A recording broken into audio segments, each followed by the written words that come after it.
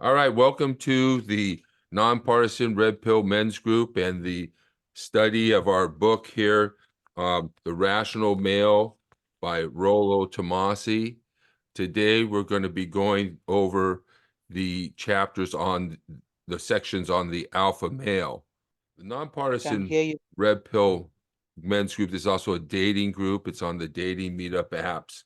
We talk about women, sexuality, dating, relationships, politics, with from a nonpartisan perspective. So what we're going to talk about today is the alpha male. What is it? I'm going to be reading from his book, and then once I'm done reading from his book, we'll open it up for questions or discussion. So why don't we just get started? I'll start reading from the book. We're talking about the alpha male, what it is, and then we'll open it up for discussion. So he starts off with this guy, Corey Worthington from Malvern, Arizona, who threw this party without his parents knowing. And I guess he had just such a bravado, they tried to shame a female reporter tried to shame him for what he was doing, but that wasn't gonna, he had that alpha sort of attitude or mindset. And I think what he says, alpha is unclouded by pretense, afterthought, or conscious awareness of any influence that could have a hope of prompting introspection.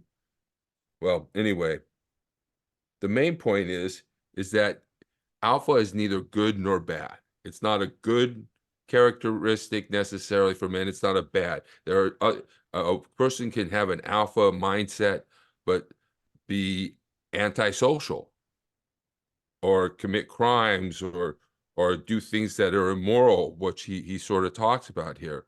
Yet there's also the leader of men, the ethical alpha, which he will be talking about as well.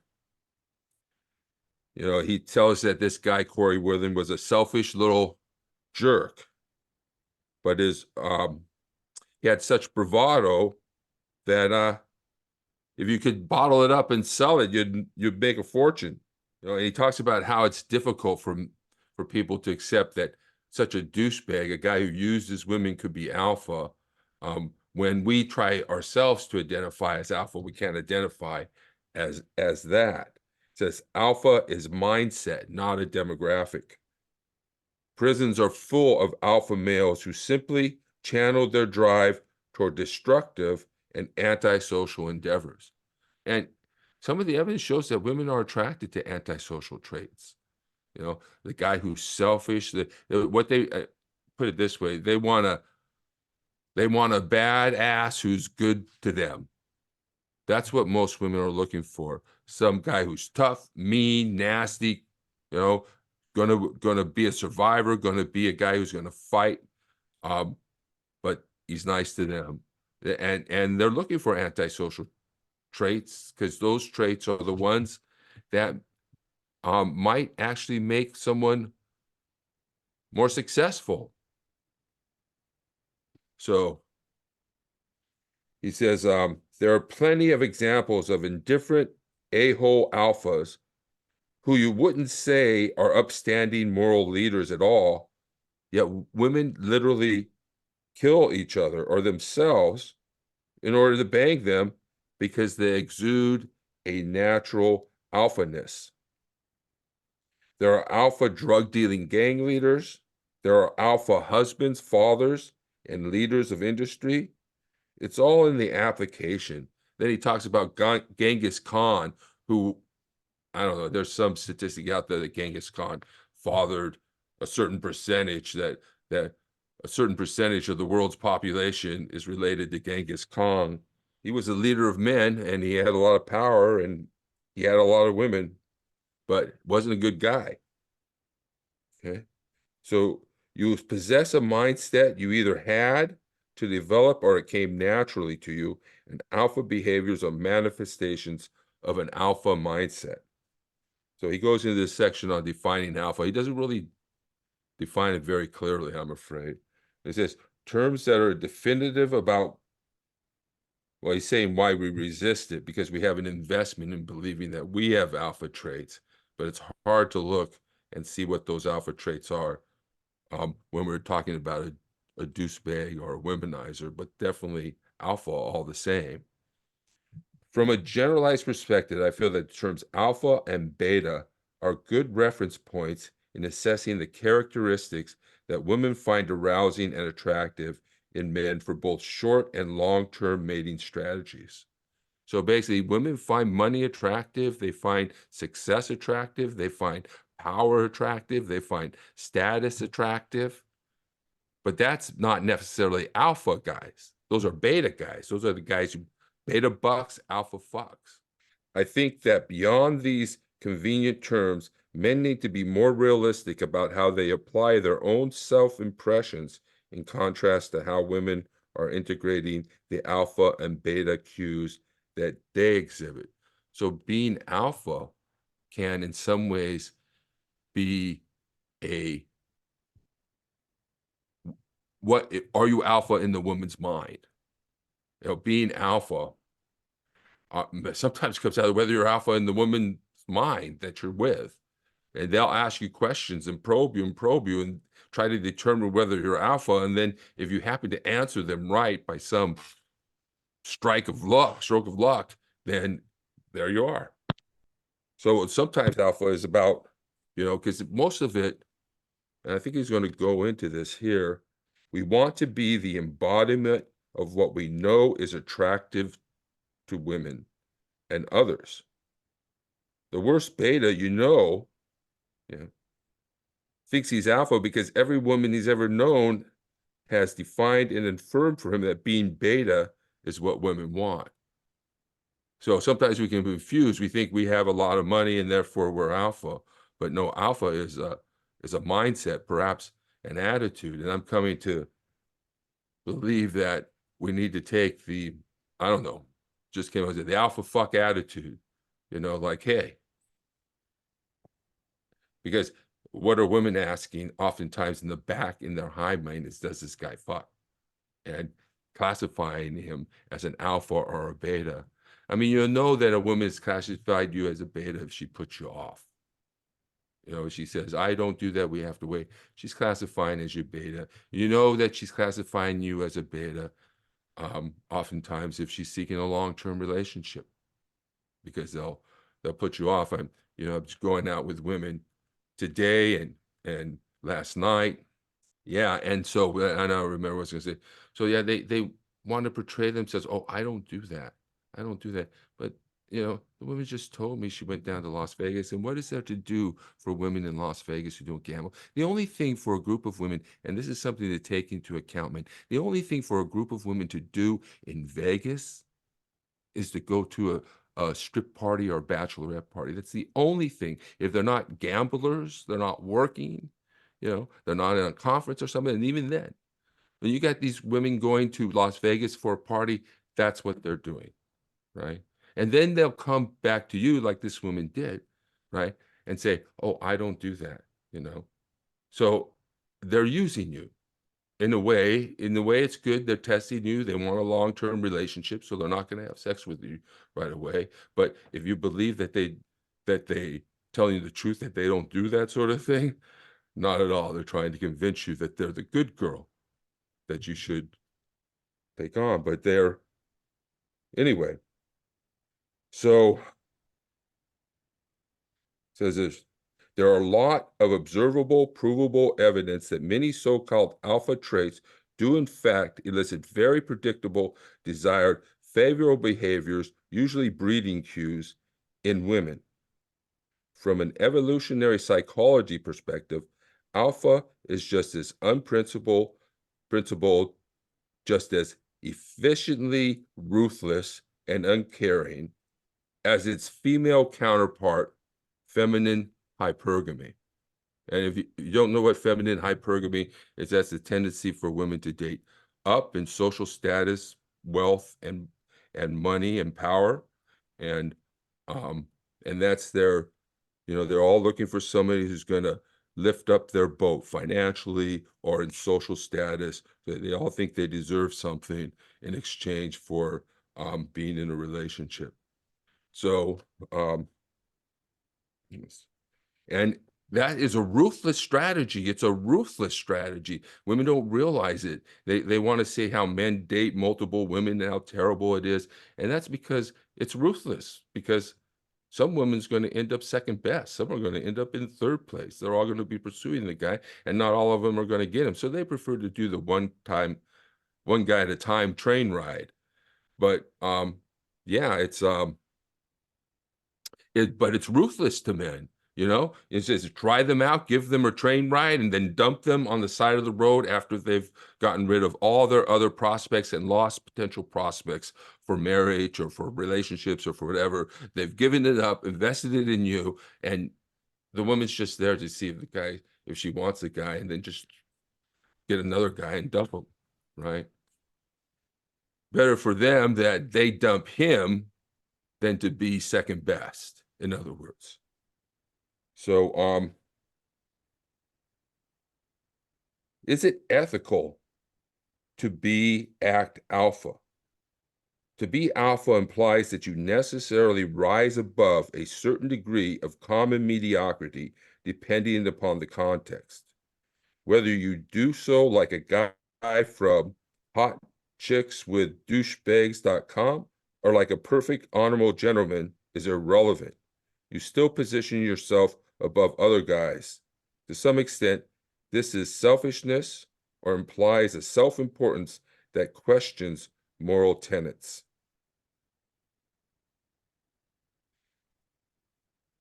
So I'm not sure if irrelevant is the right word, but it kind of is. But I think being a good person, an ethical person, is important. Just what I think, and so, um, and then here it is, the selfishness, questioning moral tenets. This is all antisocial personality traits. They're all antisocial personality traits that he's talking about here. And he goes on to say that women never doubt themselves on moral grounds. And it's so frustrating to have them sit across from you at these speed dating events, thinking they're better than you, getting upset at you because they think you're a player, you know. But what are they doing behind the scenes? They never doubt they're moral. In fact, their selectivity supersedes morality. In fact, we are supposed to adapt to whatever they want sexually. It's just like, oh, women want this or women want that, and men are supposed to adapt. There's never the question really, is that something should women really focus so much on money? Is money so important? Such a thing, is that right? Or should women try to, they never question whether what they're doing is right or wrong. And oftentimes, if they do have some regrets, that's just the feeling, because it won't change the behavior. It's been proven scientifically that they can engage in the same behavior, and they may have regrets, but that's just the feeling that comes. It's not a reason to stop doing the behavior. So, so they never doubt themselves on moral grounds for outshining their own competition in the sexual marketplace. They just do so covertly and with a polite smile, unburdened by ethical doubts. Hypergamy is its own excuse. So hypergamy justifies that behavior, a lot of behaviors that women engage in. This also applies to, well, let's see, the sexually successful male capable of overtly flaunting his high sexual value with two or more concurrent women. He must be of low moral character to be so flagrantly manipulative of his multiple girlfriends, right? Well, hey, people date. We're all dating, and women can date one guy after another if they want to. They want to tell you they only go one guy at a time. Well, but like, we're dating, we're going out. So why does the man get called this immoral player, and the woman just goes around dating? She's just going on a date. Some guy's taking her on a date. It doesn't. There's a moral judgment that's imposed upon men for being effective in their dating and their approach to women. And that effectiveness, you know, really gets into the darker nature of female nature and men's nature, but the darker female nature. So it becomes sometimes questionable, but it's effective. Every guy has game. Everyone thinks they are alpha in their own way. Even the worst doormat nice guy, hammered but flat by women for a lifetime, thinks his supplications or Captain Save-A-Hole mindset is the best way to win a woman's intimacy. Everybody has game. Women have game. So there's a lot of negativity towards this. Oh, game. It's manipulating women, or what's this idea? Game. It's phony. What Who are these guys trying to play? But women have their own game, and a lot of it is presenting themselves as very innocent, pure. Never would go out on you. Never would go suck stripper cock. Never would go get fucked by a Chippendales dancer. Never would find a guy to have an affair with. No, they're pure. And this is a game. It's a presentation. They just got back from the strip club last week. So, yeah.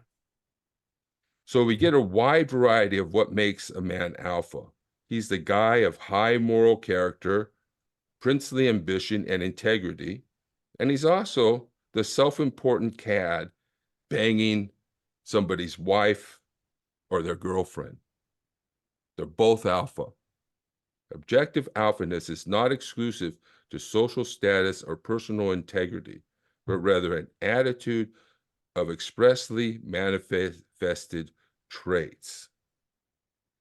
A scoundrel and a champion can be equally alpha or beta. And then we go into the origins of alpha. Well, let's just stop for right now and come back and get some questions about what you guys think an alpha is. Or do you think you're an alpha? Or do you think it's a scam? Do you think it's phony? Do you think it's manipulative? Do you think it's evil? Personally, I believe there's not all males are bad. To everyone's different, you know, because there's an old saying: if everything was the same, this world would get pretty boring. You Yeah, know, that's right. That's right. That's right. and I had my own personal experience with with females of code pink. They Oh, kicked me well, out. They kicked me out of their Zoom meeting because of the complaints that other people have been getting about me. yeah. Well, yeah, I can understand that. So, all right. Thank you, Jeffrey.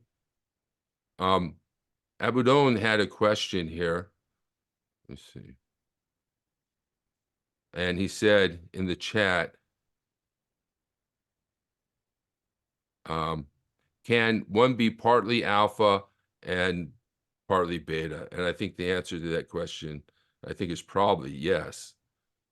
We're going to talk about a contextual alpha a little later on, that certain contexts, like a police officer in uniform, gives them automatic alpha energy or presence. And but outside of that, they at home they could be a beta simp, um, but because they have that authority, it seems like authority, like he talks about here, a teacher, can be alpha in that context because he's above the other men. He has authority. He's a leader of men. He's separated himself out from other men in that way. And so I think, and then we can also be beta because we've been taught all these things. He talks about how if you buy into the soulmate myth, that you're automatically beta. And so, I mean, a lot of us have that. Even if we think, oh, intellectually, I don't believe in the soulmate myth, we still have that longing to have that sort of hope that one person will come and take care of and be with us. Um, in a sort of monogamous relationship, or maybe we have an idea of multiple partners, but we still have this idea, maybe sort of some types of chivalry might be considered beta, but oftentimes we're stuck in that role because women are demanding that we pay for stuff. So we get sucked into being a beta, and then Richard Cooper talks about betatization by 1,000 concessions, which means you get into a relationship, a woman starts telling you what to do. And they just telling you, do this, do that, do this, do this. You're being betatized, and pick up this, don't do this, have this, and you say, okay, honey, it's betatization by 1,000 concessions. So let's see, any other comments or? Okay, so now, if you have a comment or you have something you want to say, go ahead, just raise your hand. Joe Biden is ready to protect America's southern border, crack down on illegal crossings, set tough but fair new standards, build up Border Patrol, adding thousands of new agents, stop the flow of fentanyl, child sex traffickers, and even terrorists. There's only one problem. Donald Trump. Donald Trump has ordered Republicans to block the toughest immigration bill in decades. For all their tough talk, their solution is to do nothing, because Donald Trump needs chaos to win. He'd rather weaponize this issue than actually solve it. If he wins, he'll do nothing, just like last time. His wall? A joke. Donald Trump doesn't care if your family's safety or the lives of law enforcement officers are in the balance. He's on the side of the cartels, coyotes, and child traffickers. There's only one candidate who will do something about our border, and it was never Donald Trump.